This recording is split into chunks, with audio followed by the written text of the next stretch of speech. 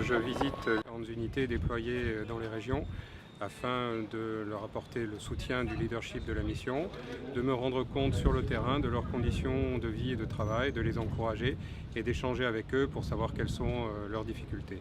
C'est lequel vous ne pouvez pas rentrer. Vous comprenez? Maintenant, si vous voulez faire aller n'importe où, il faut que vous ayez votre propre... Et là aussi, c'est pris en compte dans le cadre. Si on veut essayer d'améliorer leurs conditions de vie et de travail, il faut vraiment avoir une connaissance précise et concrète de ce qui se passe, de ce qu'ils vivent pendant leur année de déploiement. Le souci principal, c'est bien évidemment celui de la sécurité, du niveau de menace qui reste quand même assez élevé et qui exige de la part des gendarmes et des policiers déployés dans le cadre du NPOL, qui exige de leur part une grande vigilance et un grand professionnalisme.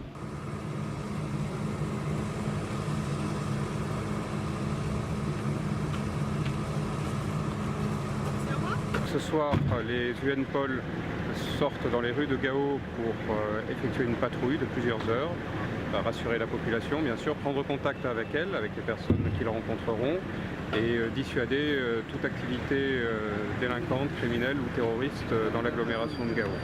La patrouille est composée du NPOL, c'est-à-dire d'officiers de police individuels, de membres de l'unité constituée de police en protection et de policiers maliens que nous accompagnons.